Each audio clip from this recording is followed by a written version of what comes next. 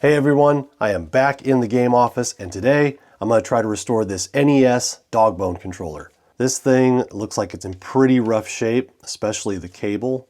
Someone clearly didn't want to forget which way was up and down because they left themselves some notes. But we're going to see if we can clean all this up and do any necessary repairs. So let's get started.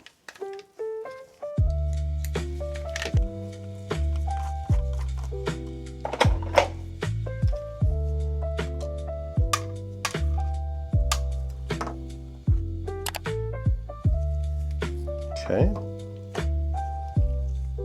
Wow, very simple design. I'm going to be very careful with these rubber pads because they could easily tear.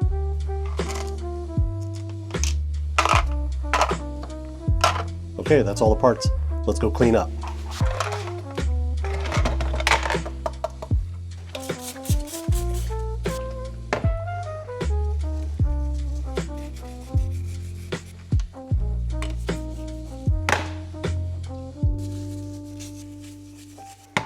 Okay, that's looking pretty good to start.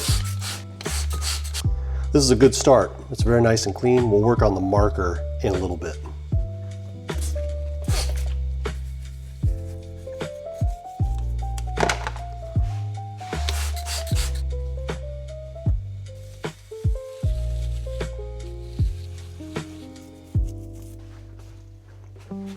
Okay, with the basic cleaning done, I want to see if I can get this ink off. For that, the tool of choice is just pure rubbing alcohol. It's slowly getting lighter, but it is going to take a bit. Easily the most time-consuming part of this restoration is removing this ink. Still got a little ways to go. This plastic isn't perfectly smooth, it's textured, which means you're going to have to come at it from different directions to hit all sides. It's gone, but just so ever faintly there.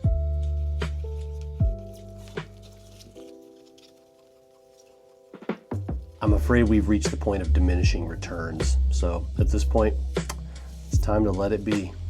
Okay, we'll go rinse this off and then we'll continue the restoration.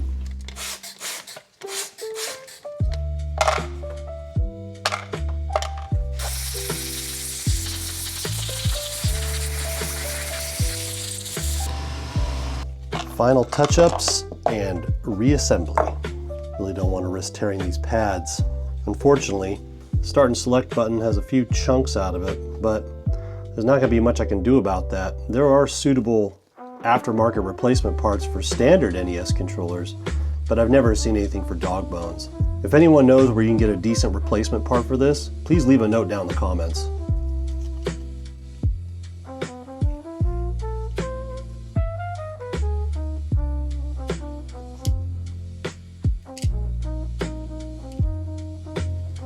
Let's give the board a little wipe down first.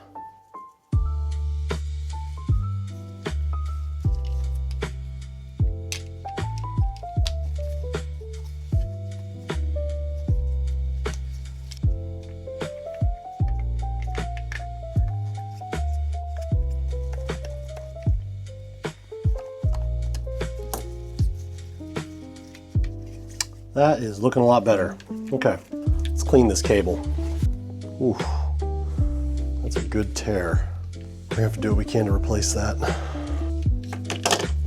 Let's see if I can get this white stuff off. A lot of times this stuff will just scrape off. And there we go. There we go. Okay, now we've got this tear in the cable. For that, I'm gonna use a little bit of silicone tape.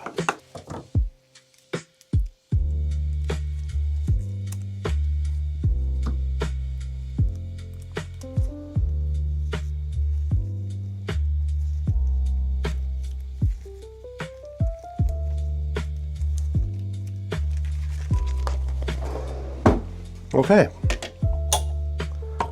that will patch that up. Wow, that was a lot of work. But here it is, the finished Dog Bone controller. I wish this could be a perfect restoration, but unfortunately this controller has a few things that just can't be put back to factory. These buttons have chips in them, and this cord isn't perfect either. If I had a replacement, I'd probably just swap the whole cord. Okay, at this point, the restoration is complete. Now let's go test it. Let's see what we got here. Oh, it's only appropriate to test it with the top loader.